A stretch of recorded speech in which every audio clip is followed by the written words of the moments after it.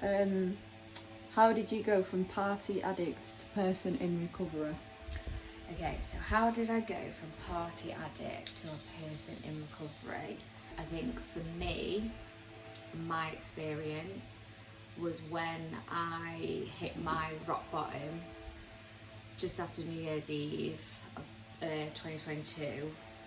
I spoke to my brother and I told him where I was at. I was completely open with him, and I said I was literally on my knees, and I said I just can't do this anymore.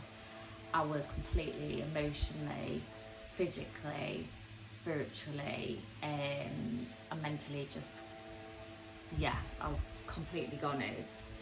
I asked him to take me to my first meeting, and we went to Narcotics Anonymous, because I felt with Narcotics Anonymous it is known for just all drugs, all substances, and I think that really, and it was a spiritual program, and I think for me with AA it seemed quite godlike, and my background and a bit of religious trauma and all of that stuff, Narcotics Anonymous was just the one thing that was like, yeah, it felt like I needed to be there.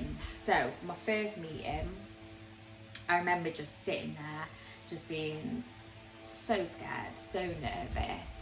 But I remember being in that room and hearing all of these different stories.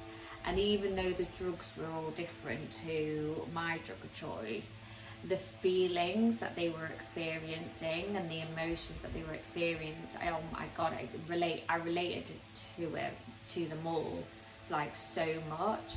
Like I've never experienced being sat in a room where I understood everyone, and I felt like they understood what was going on in my head, even though I didn't say a single word.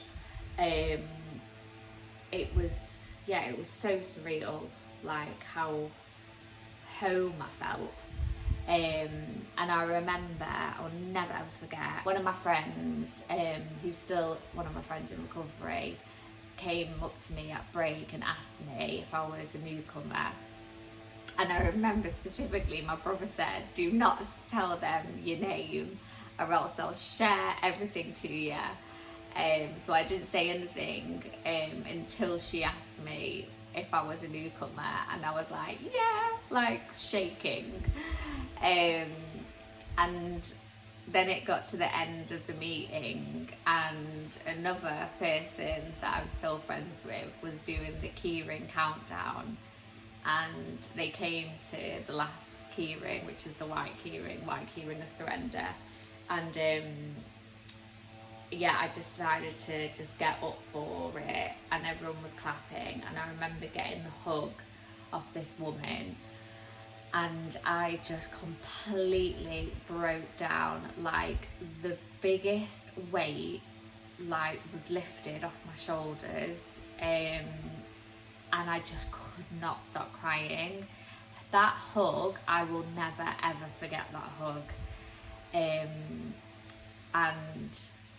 yeah, that was a huge moment for me, because I really did feel like that was the hug that I was craving for, and I needed so much, that I just knew I had to come back to another meeting, and that's what I did.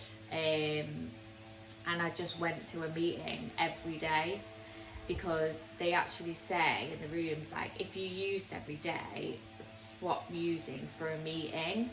So I'd go to a meeting every day without fail, and I would just sit and listen, and I think a few weeks went by, and then I started to open my mouth and I started to share.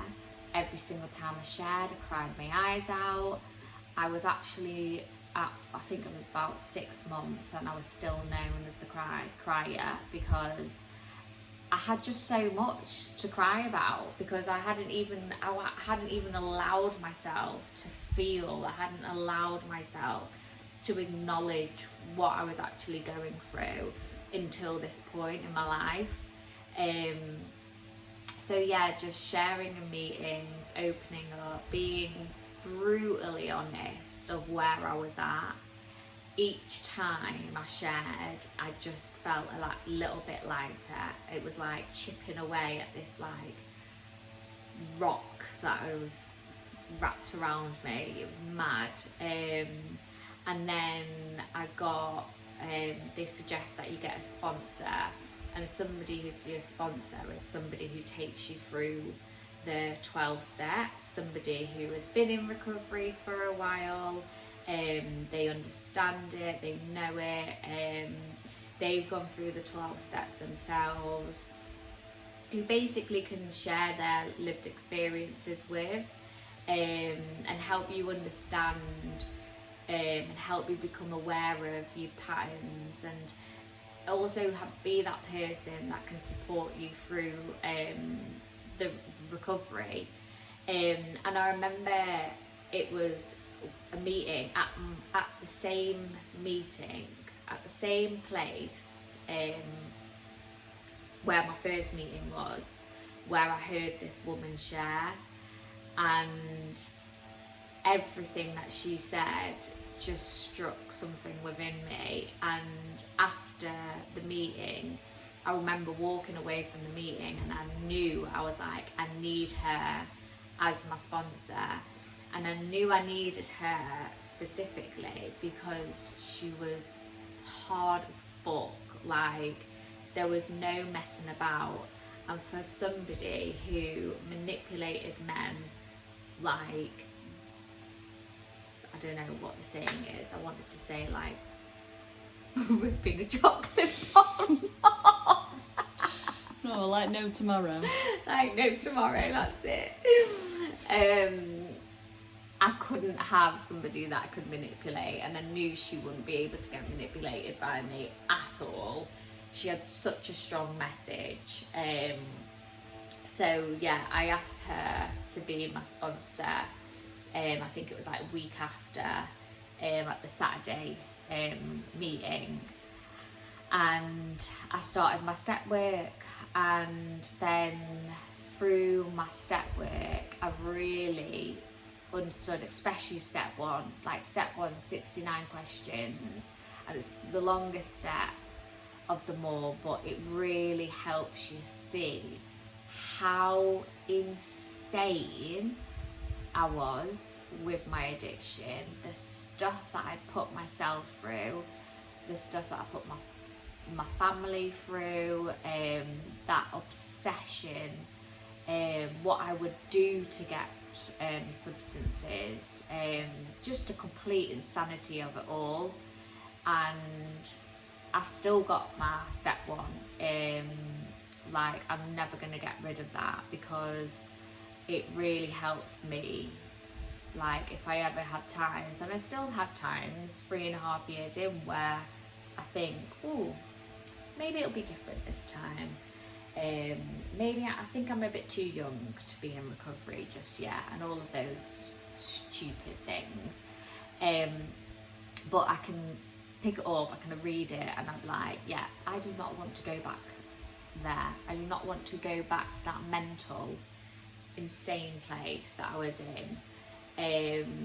So then, yeah, so step one, then obviously just continued doing my step work, continued going to meetings, and just really surrounding myself with addicts in recovery. One thing as well that I want to discuss is my friendship group. So my first 3 months, so I moved back home as well. Sorry, I didn't speak about that, but I moved back home when I got into recovery, because I needed to be in a recovery household, and just a chilled household. And when, wait, what was I going to say then? yeah, the first 3 months, for me, I did not see any of my friends. I left all the group chats. I really I stopped going on Instagram. I stopped going on all the socials because I didn't want to see anything of what all my friends were doing.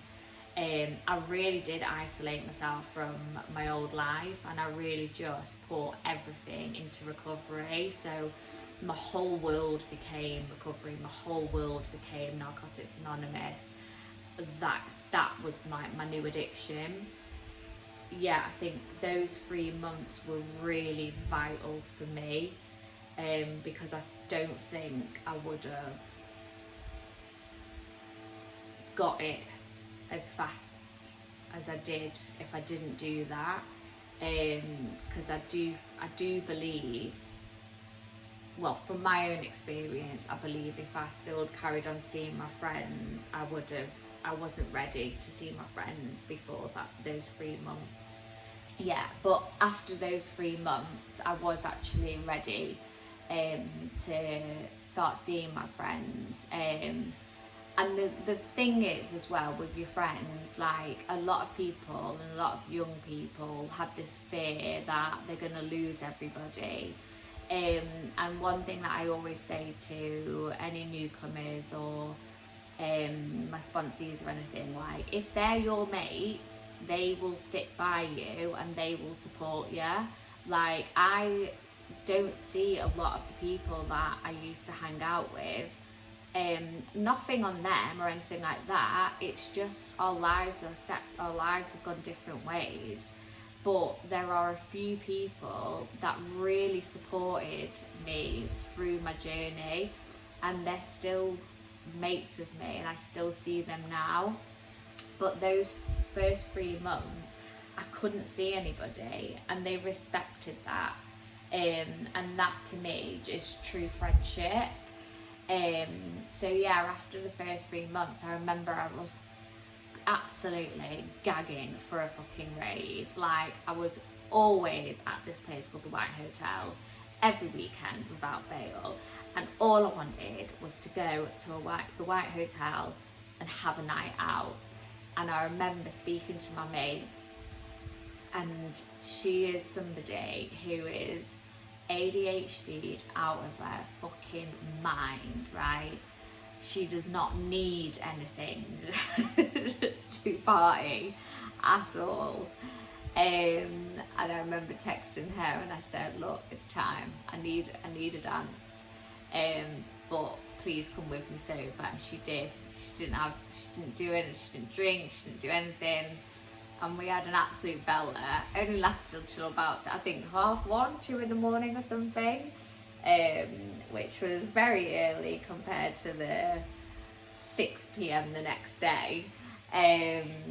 But we had such a good night, and it was so good to go to a place where I used to use so much and actually experience sober raving with an absolute legend of a mate.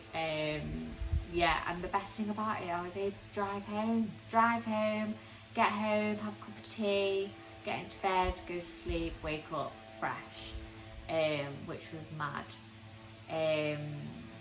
So yeah, I think